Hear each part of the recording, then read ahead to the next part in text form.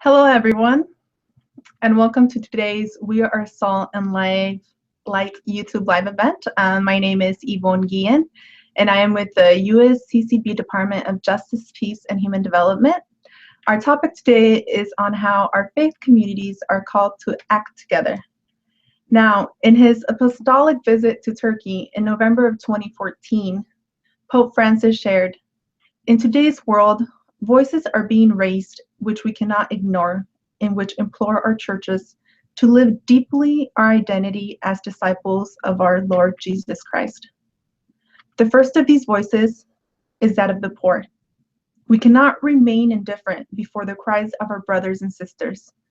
These ask of us not only material assistance, needed in so many circumstances, but above all, our help to defend their dignity as human persons, so that they can find the spiritual energy to become once again protagonists in their own lives. They ask of us to fight, in light of the gospel, the structural causes of poverty, inequality, the shortage of dignified work and housing, and the denial of their rights as members of society and as workers. As Christians, we are called together to eliminate that globalization of indifference which today seems to reign supreme, while building a new civilization of love and solidarity." Now, to help us discern how we are called to act together, I am pleased to introduce three outstanding panelists who will be sharing inspiring examples of acting together as communities of salt and light. First, we'll hear from Father Tom Firestone. He currently serves as pastor of the Catholic churches in Flint, Michigan, including St. John Vianney, where he has been the pastor since 2005. He'll be sharing how he is engaging the Catholic community to address the Flint water crisis. Then, we'll hear from Julia McGinnity, a leader at Holy Name of Jesus St. Gregory the Church in the Upper West Side of Manhattan.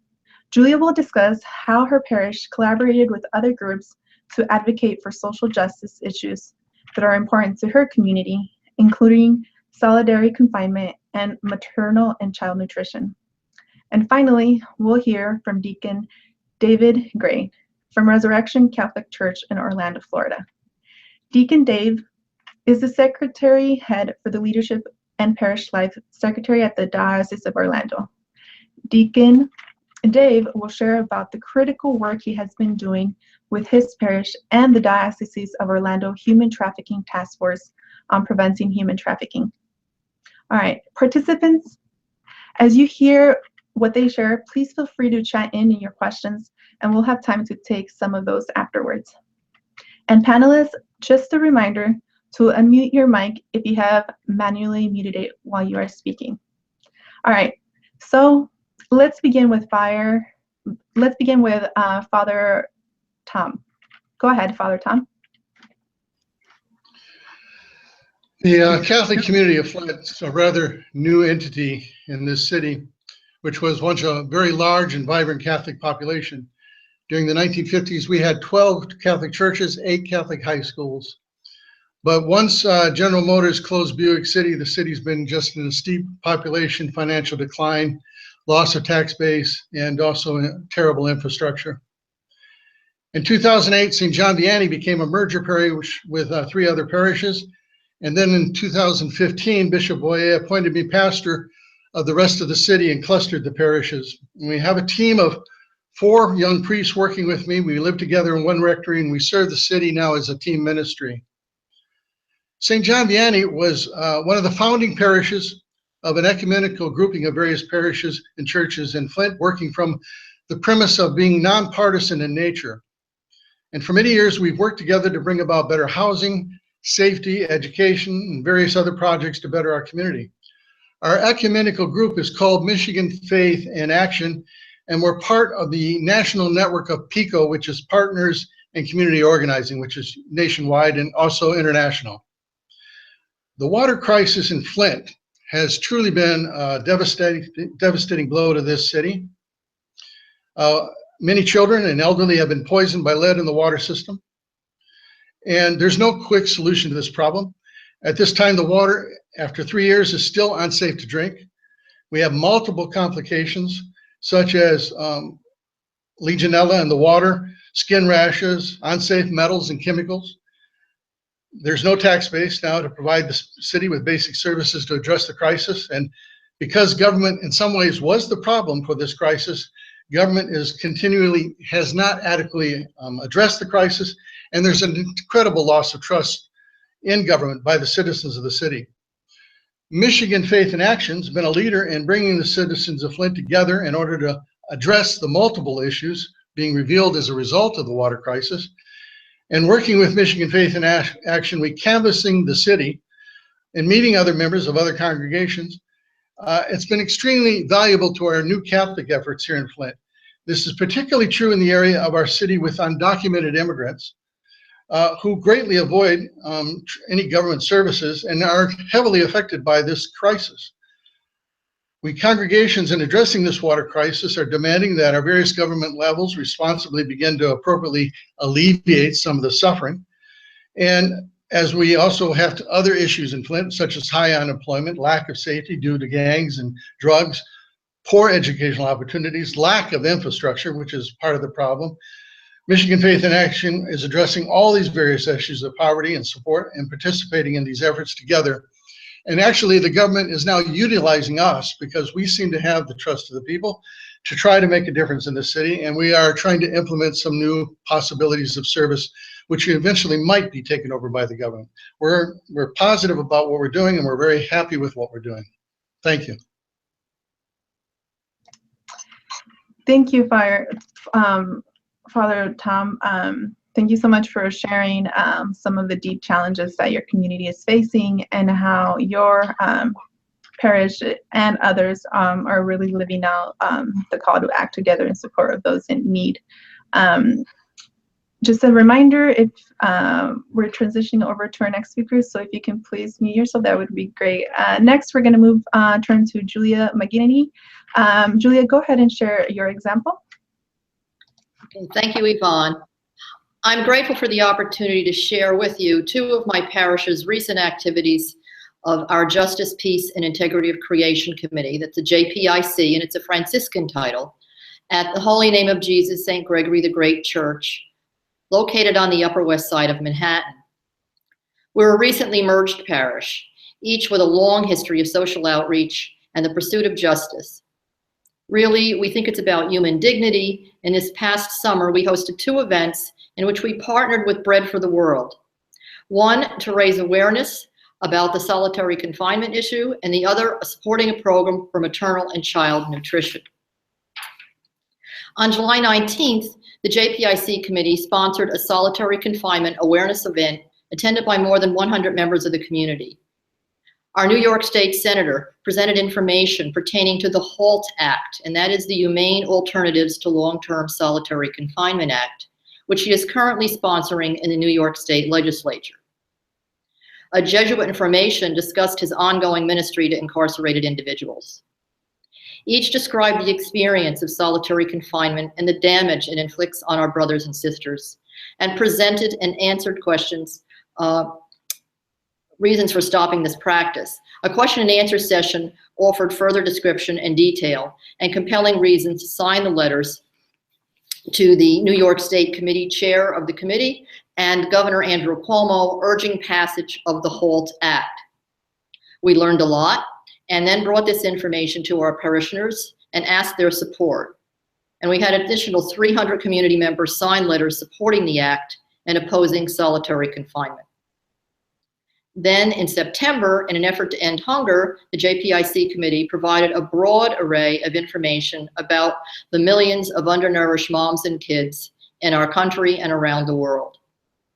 We asked our parishioners to help, and they signed hundreds of letters addressed to Senator Charles Schumer, requesting that the Congress approve the State Department's appropriations of more than $230 million benefiting domestic and international nutrition programs, feeding and sustaining hungry mothers and their children, our sisters and brothers.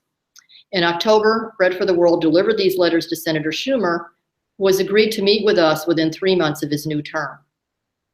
Two important events in which we worked and learned together We partnered with elected officials and international agencies, and we acted to support the dignity of God's children here in New York City and around the world. Thank you. And thank you, Julia. It's inspiring to hear about the work your church is doing on solidarity, confinement, and maternal and child nutrition. All right, now let us move to Deacon Dave. Go ahead and share with us your example, Deacon. Yes, our focus has been on the fight against human trafficking. And to understand the parish level approach that we're implementing right now, you have to understand how we began. 2010, we started the Diocesan Initiative as a response to the USCCB Catholic bishops to try to get awareness to human trafficking. So we developed a resource kit in conjunction with the other dioceses within our province. And a resource kit had a video, had briefing charts, and also had different resources, examples. And so that was our beginning. And it was a meager beginning, but it was a great beginning. What we realized over a few years is that there's much more depth to the issue of human trafficking, and trying to fight against it. You really have to understand a lot more of the details of what's causing it. And so we began to interface with local communities down in the Central Florida area. And as a result of that, we had different briefings and training sessions that brought an awareness to a different level, a different depth. And so in 2014, we began a diocesan approach to a human trafficking task force. And so the Diocese of Orlando Human Trafficking Task Force was developed. And from that, we've gone through training, and we are now in the 9 different counties within the diocese and over 60 members. We realized that we had to have a subsidiary approach. We had to get down to the parish level to really address the issues. And Central Florida is a key area of human trafficking because of our location, the different aspects of what we have in visitors here, the different parts of agriculture that takes place, and the corridor itself, Miami, Tampa, and then north. And so we are recognizing that we are a hub of what's happening within the human trafficking. And so as a part of that, our task force has developed these inter-task force within each county that addresses not only awareness, but an understanding of the issues associated with what's happening there. An example then is at Resurrection, we have 3 communities there. We have a Portuguese speaking community, a Spanish speaking community, an English speaking community.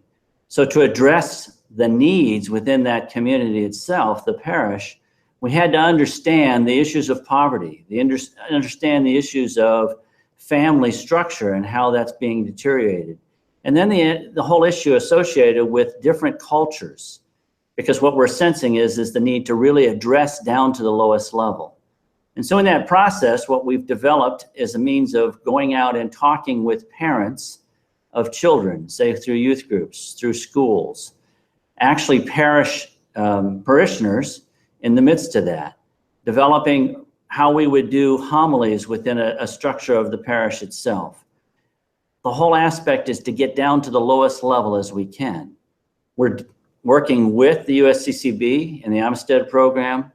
We're developing that process together in a whole briefing package that integrates the approach. But as we do that, we're doing it through task force in the county, which allow us to step into the local community itself, faith-based initiatives, the local police departments, actually working with trying to change laws.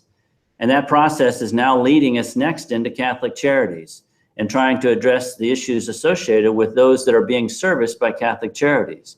Immigration, homelessness, feeding the hungry. Those are all areas where we sense human trafficking is prominent and taking place, because it's those that are in desperate need that often turn to activity and to looking for somebody that they sense could give them support, and they become vulnerable for trafficking. And so that's the initiative that we're working. This is now starting to work into other parishes, as well as at the diocesan level, starting to work protocols and a focus on how we would be into the different schools. And so it broadens itself out as we go through this process. And we're sensing that that's where the real need is.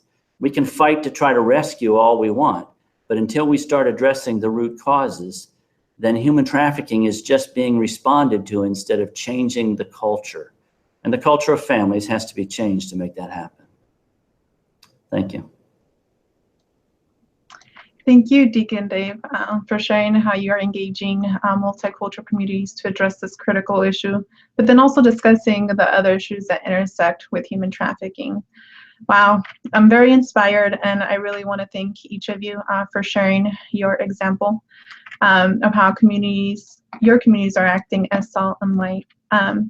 Now, just a quick reminder for participants, as you're viewing this, if there are things that are coming to your mind and that you would like to ask our panelists, feel free to submit them via the chat function. Now, there are actually a couple questions that have already come in, so let us get started. The first question will be for Father Tom. There's actually a couple that go together. So just first, the participant mentioned that if this person's not mistaken, Michigan Faith in Action receives funding from the Bishop's Catholic Campaign for Human Development. And so we want to lift that up. And again, thanks CCHD for that partnership. Also, Father Tom, it sounds like there are so many challenges facing community in Flint. Is there any victory you can share that you are particularly proud of? Yes, there's an incredible nutrition program that we have been able to launch for our children in this community, and it has enhanced actually the educational opportunities for them too.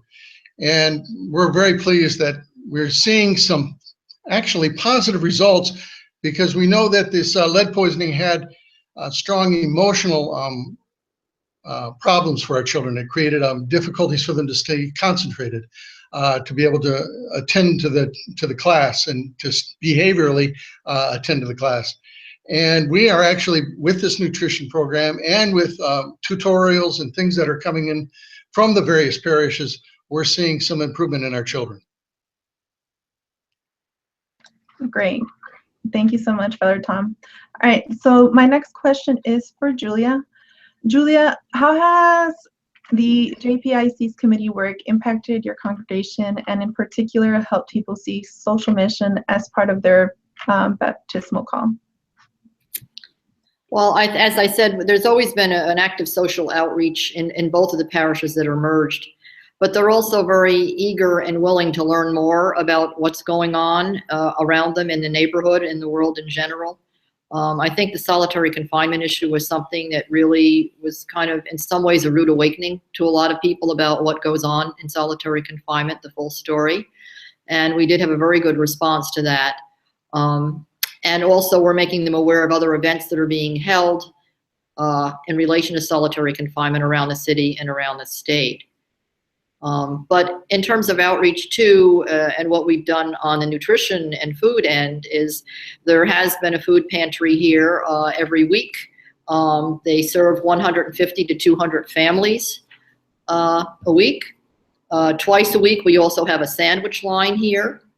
And then annually, there's an event called Helping Hands that we conduct. It's always done the weekend after Easter, where they pack food, volunteers from the parish pack food and send it to Burkina Faso. And they've increasingly had large amounts of food distributed and many more volunteers. I mean, they started out with 5,000 meals, and then it went up to 10,000. And last year we had over 40,000 meals, and we had 125 volunteers helping to pack food that weekend. So it's been a great opportunity for them to be a regular part of the practice of our faith.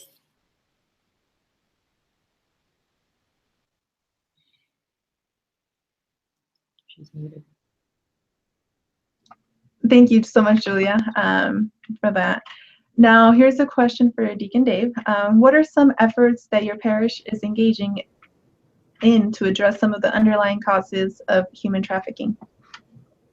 Well, by bringing awareness to the things both Father Tom and Julia just talked about, those are key issues that impact those that have a potential of being trafficked.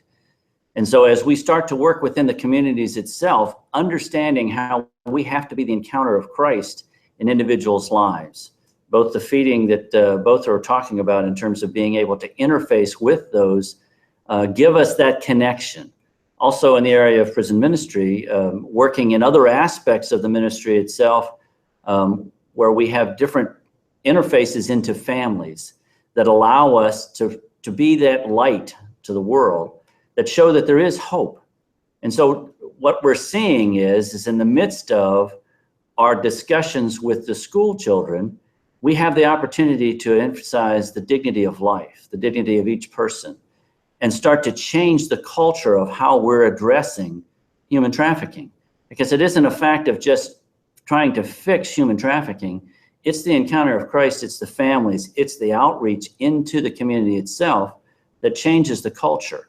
And until we do that, then we're not going to curb the demand for human trafficking. And that's a key aspect of what we're seeing, is eyes opening to, it is really building the family, building the connection in communities, and the interfaith aspect of it, because we can't do it as one faith. We have to do it as combined together with interfaith. And I'm hearing the same thing happening within all three of us. Thank you, Deacon Dave. All right, so I do have a few more questions. So let's go back. Father Tom, what recommendations would you give to viewers who want to help support efforts in Flint?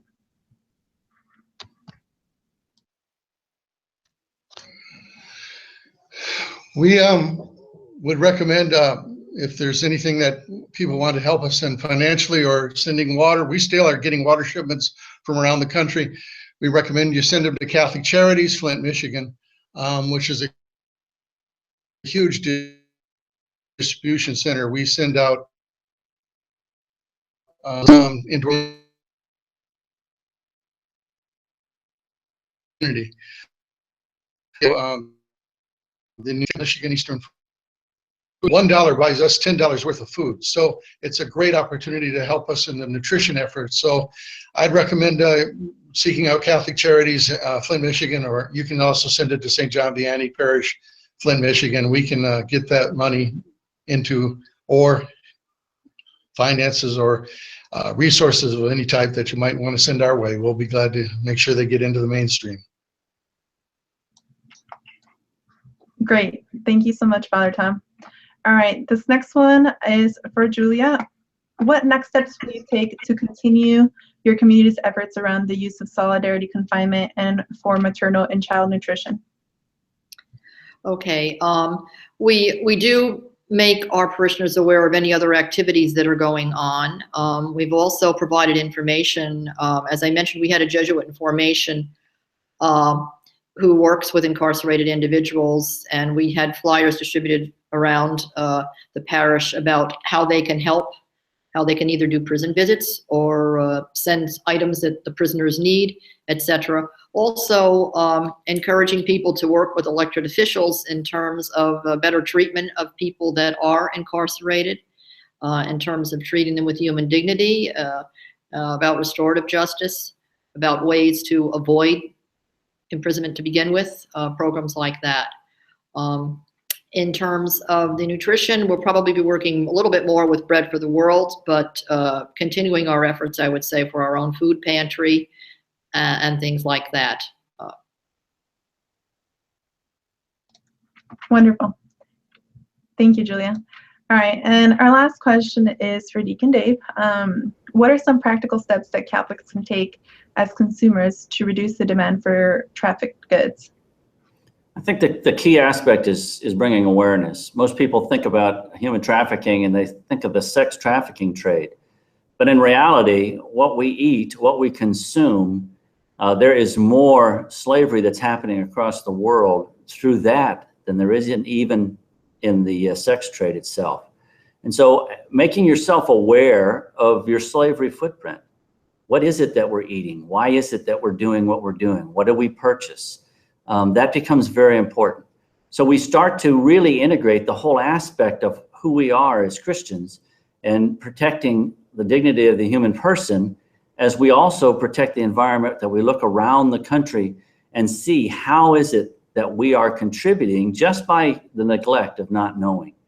And so my sense is that we have to start becoming more aware of our surroundings, aware of our community, aware of our family needs, and then start building upon that so that each one of us recognize that we all have a part to play in this, that it isn't just a task force that's doing this. It's all of us together, the human development, coming together as one people. Very important. Thank you, Deacon Dave. All right, so now for the last few minutes of our time together, I want to make sure and share a few resources that we have in order to help you with your work. So let us go together to wearesaltandlight.org. Now, this is a new website of the United States Conference of Catholic Bishops, Department of Justice, Peace, and Human Development. But as you can see, the website isn't on the main USCCB site. Here at wearesaltandlight.org, we can see that Act Together is one of the site's main 4 sections. Now, on the Act Together page, we have numerous resources to help you as you seek to engage in action together for relief, community development, and advocacy, and also to help individuals and families, as well as business leaders, make ethical decisions. These resources draw not only from the U.S. Bishops' Conference, but also many of our trusted collaborators. Also, if you go up here to Success Stories and click on it, you're going to be able to see a long list of success stories like the ones you just heard on this YouTube live event of how communities around the country are acting together. And finally, if you go back up to our menu, you can visit the assessment tool, which is designed to help you evaluate as a team how well your community is doing at acting together as salt and light. You can answer the questions, and when you get to the end of the assessment, what will happen is it will give you some results, but then also recommendations for resources that might be useful for your work. Okay, well, this concludes our live event. I just want to thank you again, our panelists, as well as participants. I hope this hangout has been helpful to everyone in reflecting on how we can reach out together so that we can raise our voices, demand human dignity, and fight the structural causes of poverty, as Pope Francis invites us to do. Have a good rest of your day.